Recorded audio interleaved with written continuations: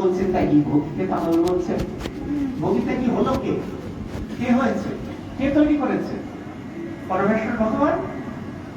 তিনিই তো নিজে সব হয়েছেন। চতুশ্লোকী ভাগবতে বলছেন, অহমেবাসমেবাগ্রে নাম্যজ্জৎসদ সৎপরম পশ্চাদহম যদেতচ্চ যোগশিষ্যেত সোऽস্মহম হৃদয়ের্তম যৎ প্রতীয়েত न प्रतीयेत चात्मनि तद्विद्यादात्मनो मायां यथा भासो यथा तमः।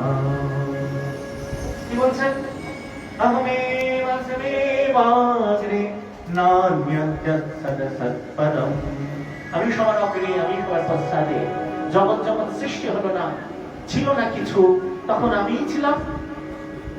যখন জগৎ সৃষ্টি হলো, জগতের ভিতরেও আমি, জগতের বাহিরেও আমি, জগতের কারণ আমি, কার্যও আমি।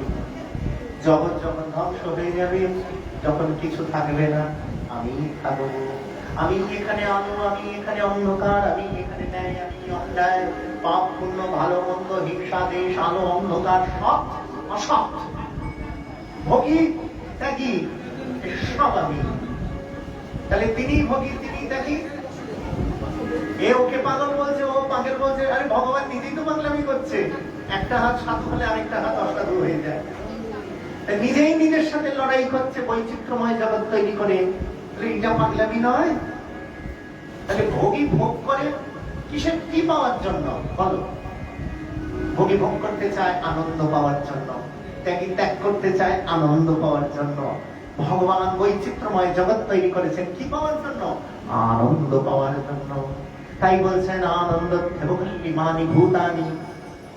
আনন্দ থেকে জগতের উৎপত্তি, আনন্দেই জগতের স্থিতি, আর আনন্দেই জগৎ লয় প্রাপ্ত হবে।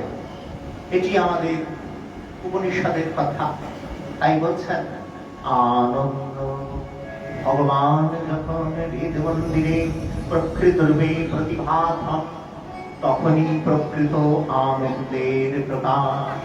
আমরা আনন্দের জন্য এদিক ওদিক সেদিক ঘুরে বেড়াই, কিন্তু নালবে সুখমস্তি ভুঁই ও সুখম। অল্পেতে আমাদের সুখ নাই। তাই আনন্দময় ভগবান হৃদি মন্দিরে এলে আমরা আনন্দের জোয়ারে মেতে যাই। আনন্দময়, বড় আনন্দময়, নন্দের মন্দিরে কত চাঁদের উদয়। আনন্দময়, আনন্দময়, নন্দের মন্দিরে কত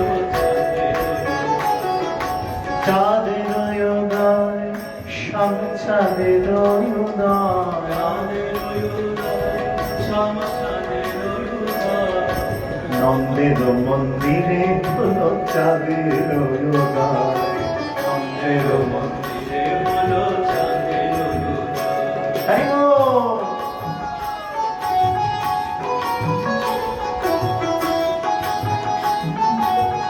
আনন্দ।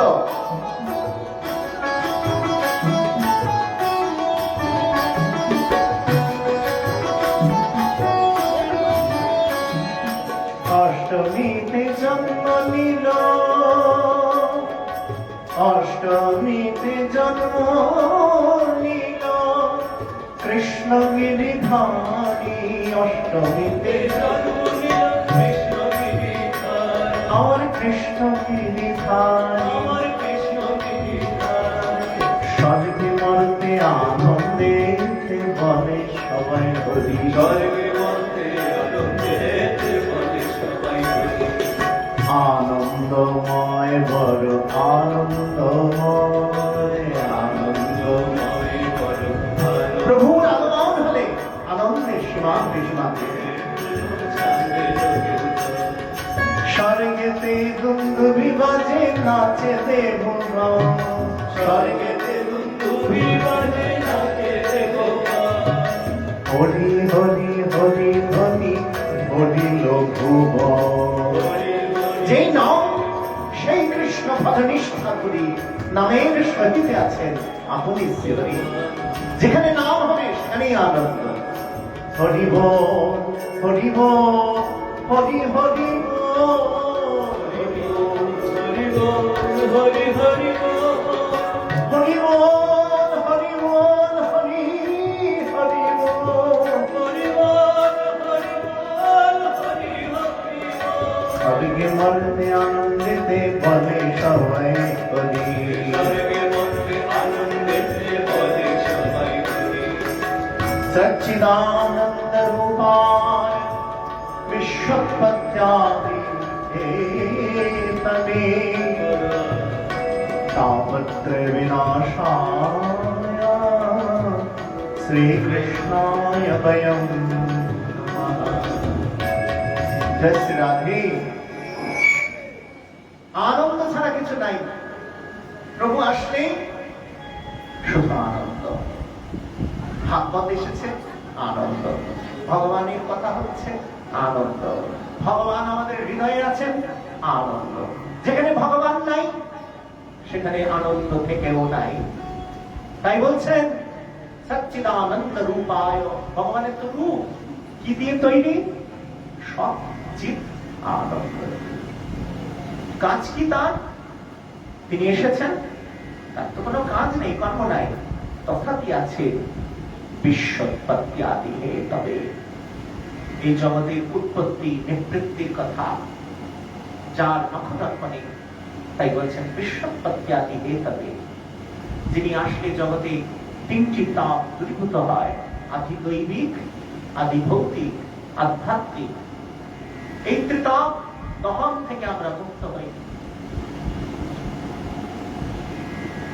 তাই বলছেন তাপত্রয় বিনাশায়, তাপত্রয় বিনাশ হয় সেই শ্রীকৃষ্ণকে আমরা প্রণাম করি।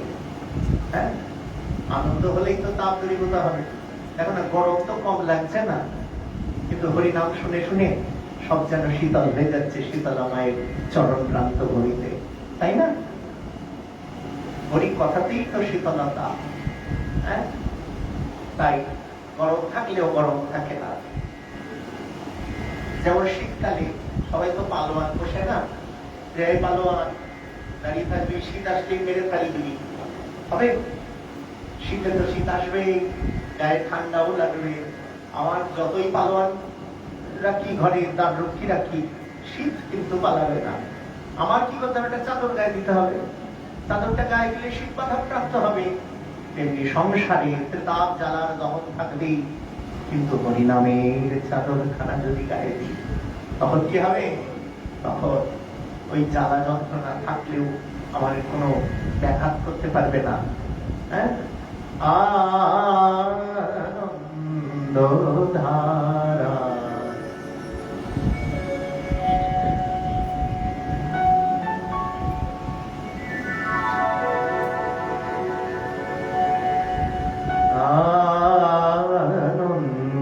আনন্দধারা বহিছে ভুবনে,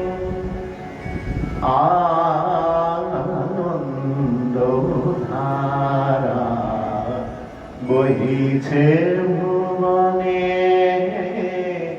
দীন রজনী কত অমৃত রস উথলে যায় অনন্ত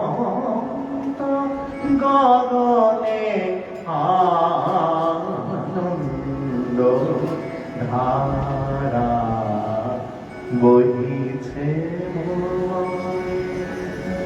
পান করে রবি শশী অঞ্জলি ভরিয়া, সদা দীপ্ত রহে অক্ষয় জ্যোতি।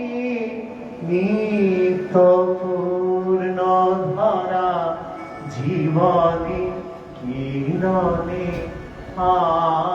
আনন্দ ধারা বহিছে ভুবনে। এই আনন্দ ধারায় আমরা প্রমত্ত হই। তাই সচ্চিদানন্দ রূপায় বিশ্বপত্যাদি হেতবে তাপত্রয় বিনাশায় শ্রীকৃষ্ণায় বয়ং নমঃ। শ্রীমদ্ভাগবতম নৌমি অমলম পুরাণম শুভম যস্য শ্রবণাধ্যায়েন মাত্রেণ গোবিন্দে লভতে রতিম। সেই ভাগবত পুরাণে নৈমিষে নিমিষক্ষেত্রে নিশয় শৌনকাদয় সত্রং স্বর্গায় লোকায় সংস্পর্শমাসত। নৈমিষারণ্যে শৌনকাদি মুনি ঋষিবৃন্দ সুতমুনিকে জিজ্ঞাসা করলেন, হে সুত, অজ্ঞান অন্ধকার দূর করবার জন্য আপনি আমাদের কর্ণের তৃপ্তি বিধানের নিমিত্ত অমৃত স্বরূপ সার কথা কীর্তন করুন। ভক্তি জ্ঞান এবং বৈরাগ্যের দ্বারা যেভাবে বিবেকের বিকাশ লাভ হয় এবং সমস্ত প্রকার মায়ামোহ হতে আমরা মুক্ত হতে পারি, সেই অমৃতময় কথা আমাদের ব্যক্ত করুন। কলিকালে জীব আসুরি স্বভাব সম্পন্ন প্রায়শই নানান যাতনায় ক্লিষ্ট হয়ে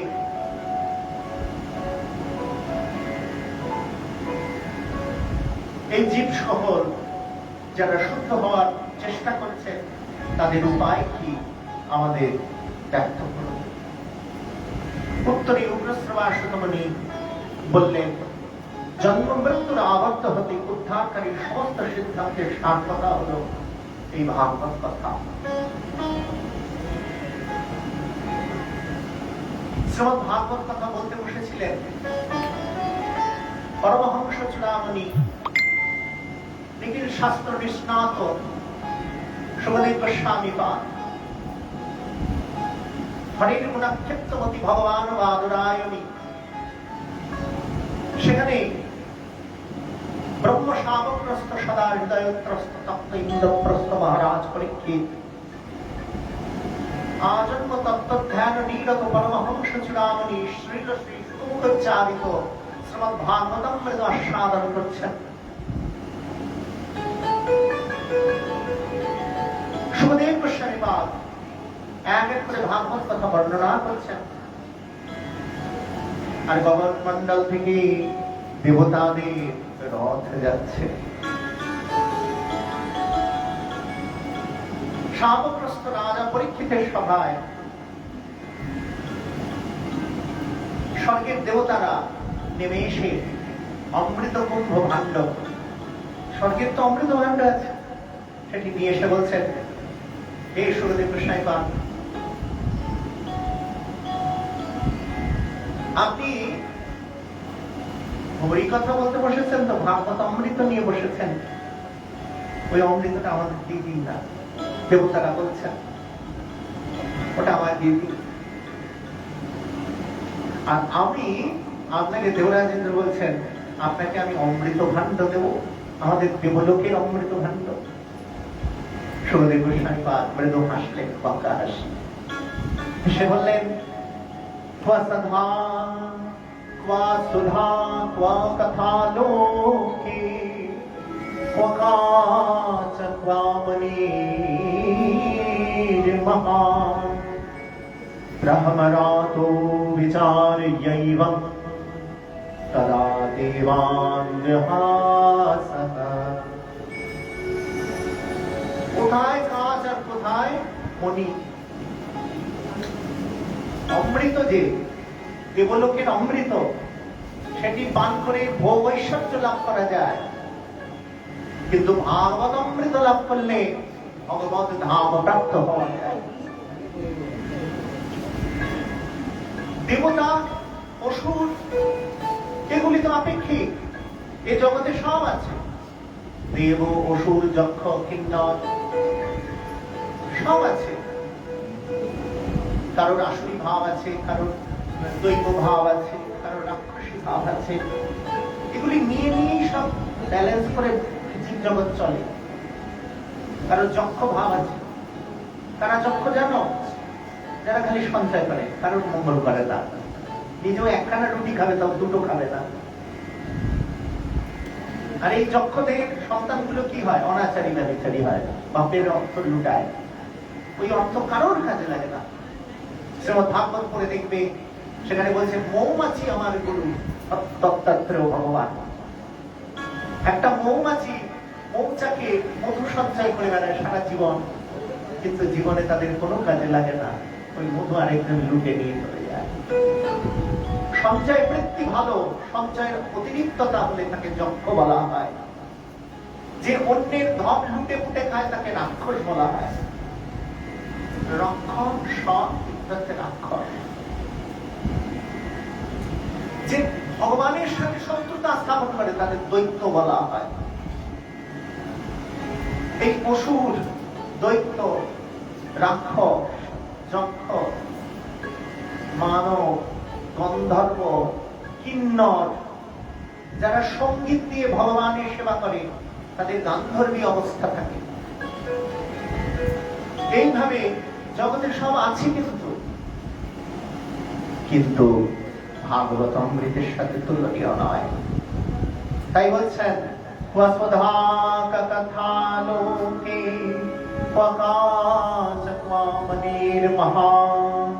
কোথায় ভাগবত কথামৃত সুধা, আর কোথায় ওই দেবতাদের সুধা? ওই দেবতাদের সুধা পান করেও জগৎ যখন ধ্বংস হয়ে যাবে, তাকেও চলে যেতে হবে, কারণে লীন হতে হবে। আর একবার যে ভাগবত অমৃত কথা শ্রবণ করবে, তাদের ইহলৌকিক পারলৌকিক কোন জগতে থাকে না, পরধর্ম লাভ হয়। একবার কেউ যদি ভাগবত যজ্ঞের আয়োজন করেন, এক পুরুষ নয় 14 পুরুষ ধন্য হয়ে যায়, উদ্ধার হয়ে যায়, তারা ভগবান লোক প্রাপ্ত হয়। তাই ভাগবতের এত মাহাত্ম্যের কথা শ্রীমদ ভাগবতে বর্ণনা হয়েছে। তোমরা গীতা পাঠ করো না? গীতা পাঠ করলে আরেকটা পাঠ করতে হয়, কি বলো? গীতা মাহাত্ম্য। আগে গীতা পাঠ না আগে মাহাত্ম্য পাঠ? আর ভাগবতে কিন্তু উল্টো, ভাগবত শ্রবণ করতে গেলে আগে ভাগবতের মাহাত্ম্য শ্রবণ করো, তারপরে ভাগবতে প্রবেশ করো। হরি বল। গীতা আগে পড়ে নাও, তারপরে গীতার মাহাত্ম্য। আর ভাগবত পড়ার আগে ভাগবতের মাহাত্ম্য শুনে নাও, যে এই ভাগবত কথা হলে মহাপাতকী পর্যন্ত উদ্ধার হয়ে পরম ধামে গমন করতে পারেন। তার মাহাত্ম্য শ্রবণ করলে লালসা জাগবে ভক্ত ভগবানের কথা শ্রবণ করা। তাই বলছেন কোথায় কাজ আর কোথায় মনে। তাই বিলিয়ে দিলেন স্বর্গের দেবতা আদেব, এবং তিনি কোন কথা শ্রবণ করালেন। শুধু ভক্তমন্ডলী, একদিন সনক সনন্দ, সনাতন সনত কুমার, ঋষি চতুর্শন বদ্রিকাশ্রমে দেবশ্রীপাদ নারদকে বিমর্ষ দেখতে জিজ্ঞাসা করলেন যে, হে দেবশ্রীপাদ, আপনি বিমর্ষ কেন? ভক্ত তো কখনো বিমর্ষ থাকে না। যদি ভক্ত হয় সে সদা আনন্দে থাকবে, আর যে ভক্ত নয় সেই তো দুঃখী। তা আপনার দুঃখ কিসে? তখন দেবর্ষি বললেন, আমি বড় সংশয়ে আছি। কেননা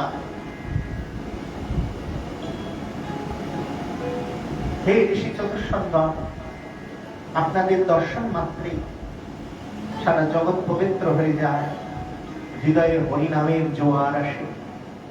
আপনারাই আদি পুরুষ, আপনারাই ব্রহ্মচর্যের শিক্ষা জগতে প্রকাশ করেছিলেন। আপনাদের উপদেশেই আমরা সবাই ভগবানের চরণে শরণাগত হয়েছি। Hari শরণম Hari শরণম Hari শরণম Hari শরণম Hari শরণম Hari শরণম Hari শরণম Hari শরণম Hari শরণম Hari শরণম Hari Sharanam, Hari Sharanam, Krishna Sharanam, Sri Krishna Sharanam, Sri Krishna Sharanam, Sri Krishna Sharanam, Sri Krishna Sharanam, Sri Krishna Sharanam, Sri Krishna Sharanam, Sri Krishna ঋষি চতুষ্পদ এই স্তুতি করতেন Hari শরণম Hari শরণম Hari শরণম Hari শরণম Hari শরণম Hari Sharanam, Hari Sharanam, Hari Sharanam. Govinda শরণম Govinda শরণম Govinda শরণম Govinda শরণম Govinda শরণম Govinda Sharanam, Govinda Sharanam, Govinda Sharanam. শ্যাম শরণম শ্যাম শরণম শ্যাম শরণম শ্যাম শরণম শ্যাম Sharanam, Shama Sharanam, আসুন ভগবানের আরতি হবে যেটা জায়গায় বসে থেকে আরতি সংকীর্তন করবো আমরা